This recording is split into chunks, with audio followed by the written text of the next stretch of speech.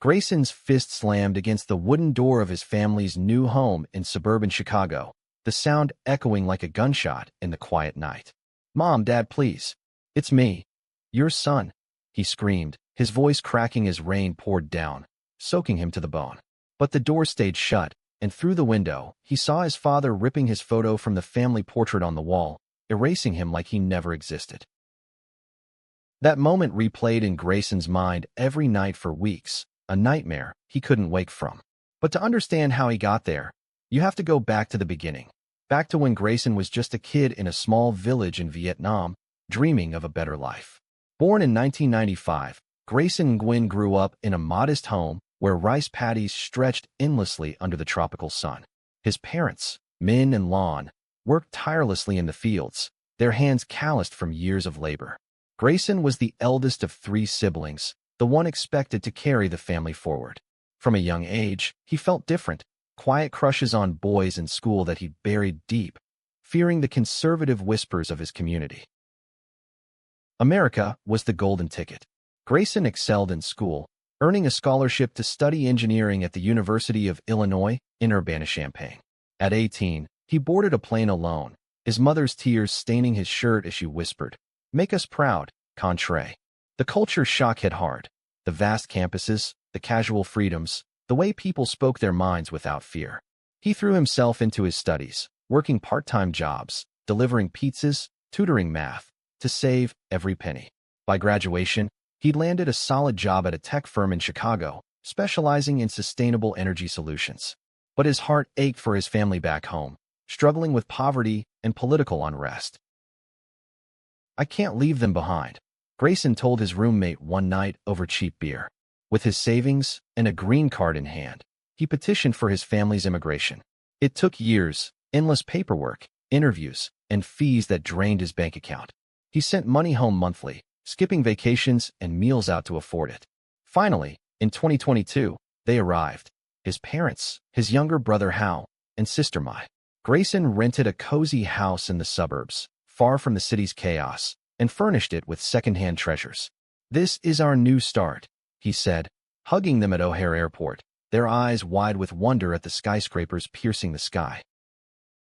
The early days were magical.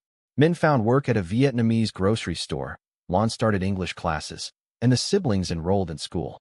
Grayson played tour guide, taking them to Millennium Park, where they marveled at the bean sculpture, and to Lake Michigan for picnics. He taught them American customs, Thanksgiving turkey, 4th of July fireworks, blending them with phone nights and Tet celebrations. But beneath the surface, Grayson wrestled with his secret. In college, he'd had fleeting encounters, stolen kisses in dorm rooms, but nothing real.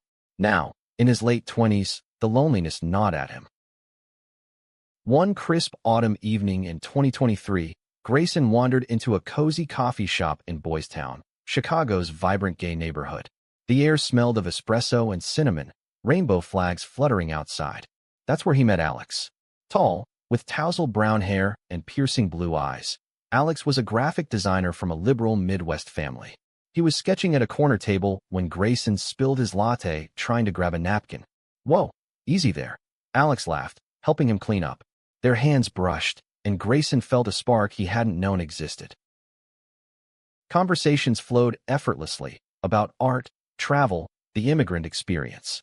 Alex shared stories of coming out in high school, supported by his parents. "It wasn't easy, but they loved me through it," he said. Grayson envied that freedom.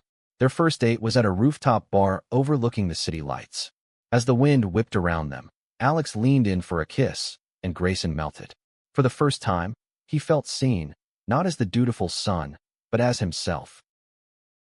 Their relationship blossomed quietly. Weekends were spent hiking in Starved Rock State Park, cooking fusion meals, Vietnamese spring rolls with American burgers, and cuddling during movie nights. Alex introduced Grayson to his friends, a diverse group of queer artists and activists. "You're amazing," Alex whispered one night in bed, tracing Grayson's tattoos, a lotus flower for resilience. Grayson opened up about his family, the sacrifices, the unspoken expectations. "They'd never understand," he admitted, fear creeping in. But love has a way of pushing boundaries. By spring 2024, Grayson couldn't hide anymore. He started dropping hints, mentioning a friend named Alex, skipping family dinners for dates. His mother noticed the glow in his eyes. "You seem happy, Con," she said one day while folding laundry. Grayson smiled, but inside, turmoil brewed. Hal, now 20 and attending community college, teased him about secret girlfriends. Mai, 18 and fierce, sensed something deeper. The turning point came during Pride Month. Grayson attended his first parade with Alex, the streets alive with colors, music, and unapologetic joy. Drag queens strutted, couples held hands, and for a moment, Grayson imagined a life without shadows. "I want this with you," he told Alex amid the cheers. That night, they made love with a passion that sealed his resolve. He had to come out. Planning it was agony. Grayson rehearsed speeches in the mirror, his heart pounding. He chose a Sunday dinner. The family gathered around the table with steaming bowls of bun bohue. "There's something I need to tell you," he began, voice steady despite the knot in his stomach. His parents exchanged glances. "I'm gay, and I'm in love with a man named Alex." Silence fell like a hammer. Lan's spoon clattered to the plate. Min's face hardened. "What did you say?" his father demanded. Grayson repeated it, showing a photo of him and Alex on his phone. Hal stared in shock. Mai's eyes widened with a mix of surprise and empathy. The eruption was swift. "This is not our way," Min shouted, slamming his fist. "We came to America for a better life, not this. This sin." Lan wept, muttering prayers in Vietnamese. "How could you do this to us? After all we've sacrificed." Hal, influenced by his father's rage, muttered, "You're disgusting." Only Mai reached for his hand under the table, whispering, "On, I love you." Grayson pleaded, explaining it wasn't a choice, that he was still their son. But Min stood, pointing to the door. "Leave, and don't come back until you fix this." Tears streaming, Grayson grabbed his coat and fled into the night, the door slamming behind him. Word count for File 1, approximately 1,000 words. Alex was waiting at their shared apartment in Wrigleyville, a bottle of wine open. "How did it go?" he asked, hope in his eyes. Grayson collapsed into his arms, sobbing. "They hate me." Alex held him through the night, whispering assurances. "Give them time. Love wins, right?" But time only widened the rift. Grayson texted his family daily, apologies, explanations, pleas for understanding. Responses were sparse. Lan's curt, "Pray for you." Hal's silence, my secret messages of support. Min blocked him entirely. At work, Grayson threw himself into projects, designing solar panels for low-income communities, but the pain lingered like a bruise. Alex became his anchor. Their love deepened amid the storm. They explored Chicago's queer scene, nights at Sidetrack Bar, volunteering at LGBTQ+ centers. Alex's family welcomed Grayson with open arms. His mom baked apple pie and hugged him tight. "Your family now," she said. It was a balm, but not a cure. Grayson missed his blood kin, their laughter, the smell of home-cooked meals. Summer brought highs and lows. Grayson and Alex road tripped to California, driving Route 66 with the top down, wind in their hair. In San Francisco, they visited the Castro district, standing at Harvey Milk's memorial. "This is what fighting for love looks like," Alex said. Grayson felt empowered, but calls home went unanswered.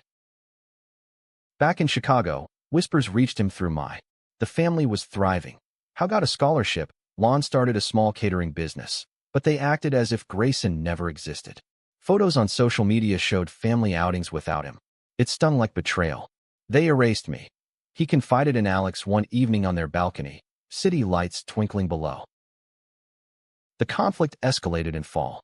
Grayson, encouraged by therapy, decided to confront them.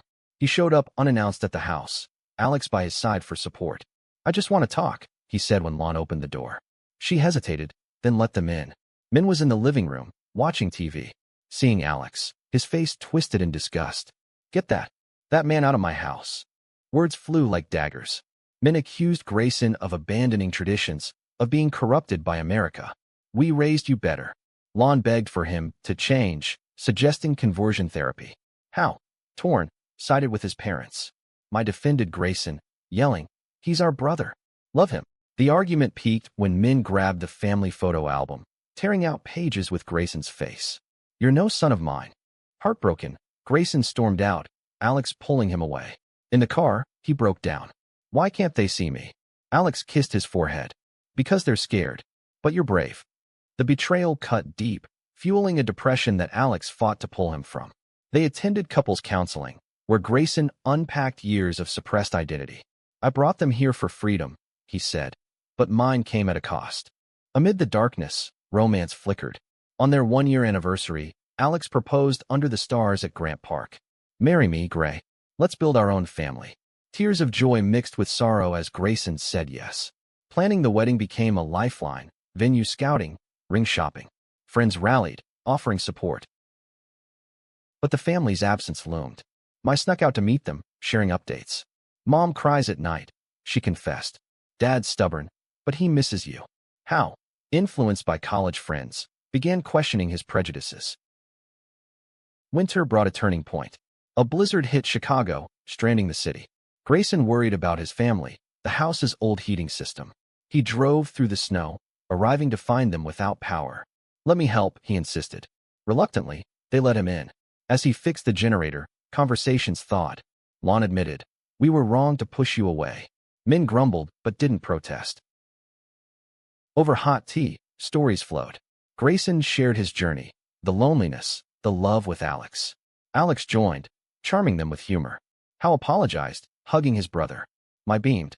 It wasn't instant forgiveness, but a crack in the wall. By spring 2025, healing began. The family attended therapy sessions, learning about acceptance. Men, slowly, came around, influenced by American stories of queer families. I want my son back, he admitted one day. The wedding was intimate, at a lakeside venue. Grayson's family sat in the front row, Lon dabbing tears as they exchanged vows. You brought us to America, men said at the reception, toasting, and taught us what freedom really means. Yet, peace was fragile. Post-wedding, tensions simmered beneath the surface. Grayson and Alex honeymooned in Hawaii, basking in sun-kissed beaches and each other's arms. This is our forever, Alex murmured during a sunset luau. But back home, reality intruded. Min's acceptance was tentative. At family gatherings, he'd avoid eye contact with Alex, making pointed comments about traditional values. Lon tried mediating, but old habits died hard. Hal, now openly supportive, clashed with his father. I flourished, joining a queer ally group at school. Grayson's career soared. He led a project retrofitting Chicago's public housing with green tech, earning accolades. But personally, doubts crept in. Am I forcing them to change? He asked Alex one night, staring at the ceiling. Alex reassured him. Love isn't force, it's patience. The high drama unfolded in summer 2025. A family crisis hit. Lon was diagnosed with breast cancer. The news shattered everyone. Grayson rushed to the hospital, Alex by his side. We'll fight this together, he vowed. Treatments began, chemo, radiation, and Grayson coordinated everything. Doctor visits, meals, emotional support. During Lan's recovery, bonds strengthened. Min, seeing Grayson's devotion, softened. One evening in the waiting room, he confessed, I was wrong. You brought us here, gave us life. And I repaid you with hate. Tears flowed as they hugged, years of pain releasing. But betrayal lurked. Hal, struggling with his own identity, confided in Grayson, I think I'm bi. Grayson supported him, but when Hal came out to their parents, Min exploded again. Not another one, he roared, blaming Grayson for influencing him. In a heated argument, Min disowned Hal too, storming out. Grayson felt responsible. This is my fault, he lamented to Alex. The family fractured anew, Lon torn between husband and sons, my furious. Hal moved in with Grayson and Alex, the apartment becoming a refuge. Romance amid chaos. Alex and Grayson leaned on each other. Late nights, they'd dance in the kitchen to old jazz records, finding solace in touch. You're my home, Grayson whispered during intimate moments, their bodies entwined in passion born of vulnerability. The climax built during Thanksgiving. Grayson organized a reconciliation dinner, inviting everyone. Tensions boiled as men arrived, sullen. Over turkey and pho, words escalated. You can't keep erasing us. Hal shouted. Lon, weakened but fierce, intervened. Enough. We're family. Love or lose us all. Min broke, admitting his fears, losing cultural roots in America, failing as a father. I came from nothing. I wanted better for you. Grayson shared his own struggles, the isolation of hiding, The joy of authenticity. America gave me freedom to be me. Let it do the same for you. A heartfelt conversation followed, tears and apologies mending wounds. Min embraced Hal, then Alex. "Welcome to the family," he said gruffly. Healing continued through winter. Lan's cancer went into remission, a miracle they celebrated together. Grayson and Alex adopted a rescue dog, symbolizing new beginnings. Family trips resumed, to national parks, embracing America's vastness. By 2026, the Nguyen's were transformed. Min volunteered at PFLAG, supporting other immigrant families with queer kids. Hal dated openly, my advocated at school. Grayson, at peace, reflected on his journey, from erased son to bridge builder. In a quiet moment with Alex, watching the Chicago River dye green for St. Patrick's Day, Grayson said, "We made it." Their kiss, under the fireworks, sealed a love that conquered betrayal. The story didn't end in fairy tale perfection, life rarely does. But in the years that followed, the Nguyen family embodied resilience, a testament to America's melting pot of cultures and identities. Grayson and Alex's marriage thrived, marked by anniversaries in New York, where they walked hand in hand through Central Park, reminiscing about their rocky start. Professionally, Grayson rose to prominence, speaking at TEDx events about immigrant queer experiences. "Coming out isn't just personal, it's cultural revolution," he'd say, drawing applause. His family attended one talk, Min beaming with pride he once withheld. Emotional depths lingered. Grayson journaled his feelings, processing the betrayal scars. Therapy helped, as did Alex's unwavering support.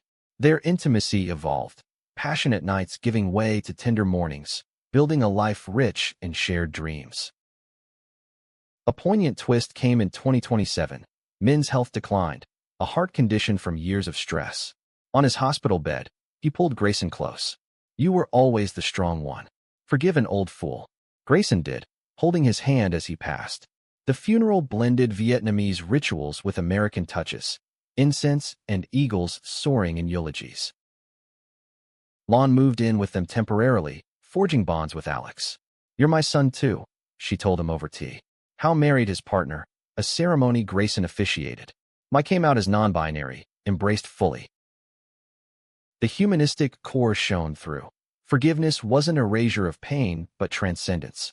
Grayson founded a nonprofit aiding queer immigrants, channeling his story into change.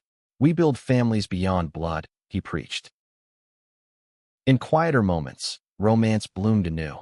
Alex surprised Grayson with a vow renewal in Vietnam, visiting ancestral lands. Standing amid rice fields, they pledged eternal love, bridging worlds. As the sun set on their lives, Grayson looked back, from a boy dreaming of America to a man who redefined family. The erasure that once broke him became the canvas for a masterpiece of humanity, love's triumph over fear.